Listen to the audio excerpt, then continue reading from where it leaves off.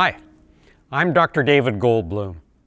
I'm a psychiatrist, and I'm here at CAMH, also known as the Centre for Addiction and Mental Health, which is Canada's largest mental health and substance use teaching hospital.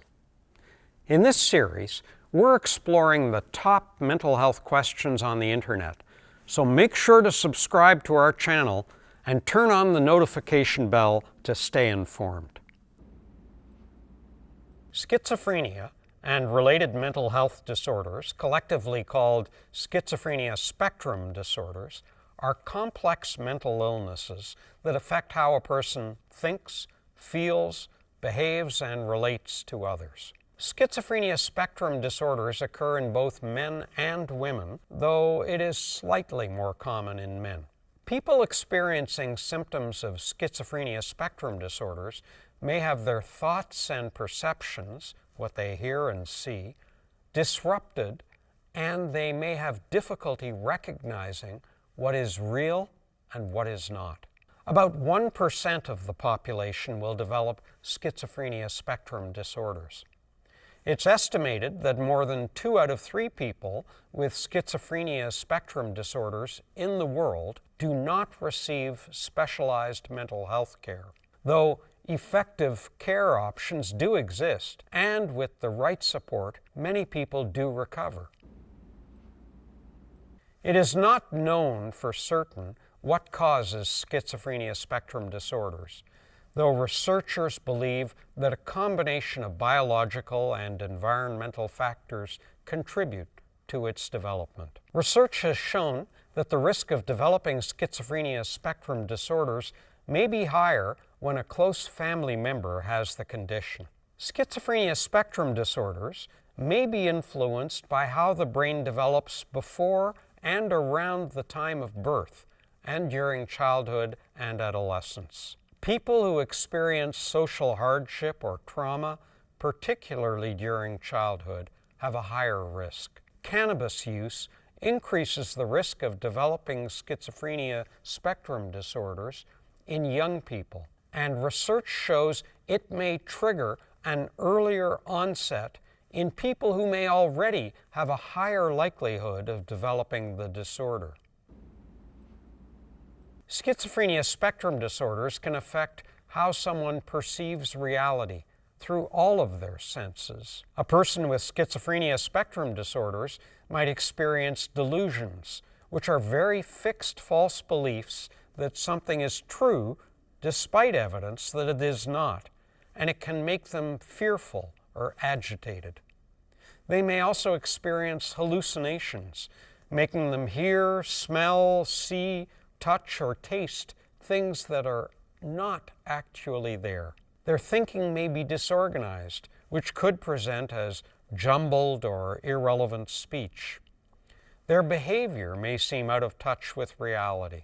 Lastly, they may experience difficulties with attention, concentration, and memory, as well as problems with motivation, interaction, and even basic self-care. For their loved ones, all this can be really worrying. Schizophrenia spectrum disorders often present for the first time when people are in their late teens to early 20s, usually earlier for men than for women. Less commonly, people can also develop the condition later in life. To arrive at a diagnosis, a physician or mental health professional will assess individuals suspected of having schizophrenia spectrum disorders and ask about how the person thinks and behaves. The physician may also gather information from family members or others who are familiar with the individual's history. A diagnosis of schizophrenia spectrum disorders is based on that assessment and ruling out other possible explanations. The earlier people can get a correct diagnosis and treatment for schizophrenia, the better their long-term outcome will be. Medication is often the first treatment for schizophrenia spectrum disorders.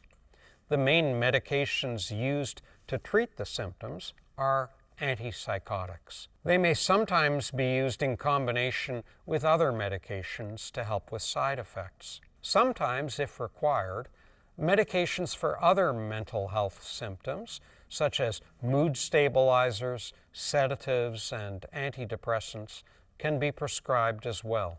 Brain stimulation therapies may also sometimes be used. These include electroconvulsive therapy and transcranial magnetic stimulation. Psychosocial therapies and supports may help people to develop recovery skills, like helping them to set and achieve goals. They include psychoeducation, cognitive behavioral therapy, cognitive adaptation training, and family therapy and other support. Peer support, medical care, physical activity, dietary and complementary approaches are all important ways to help manage this condition.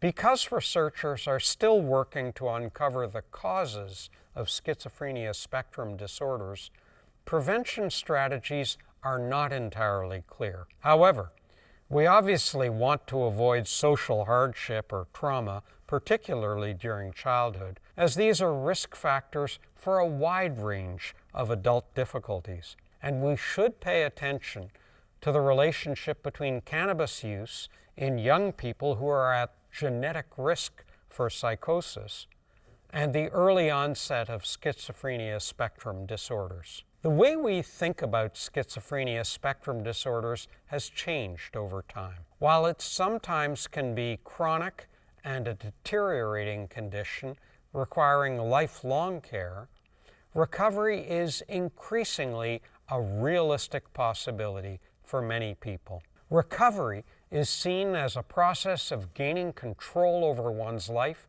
and finding meaning, rather than as the total absence of symptoms.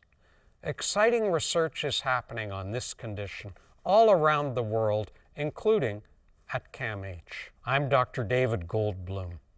Did you like this video?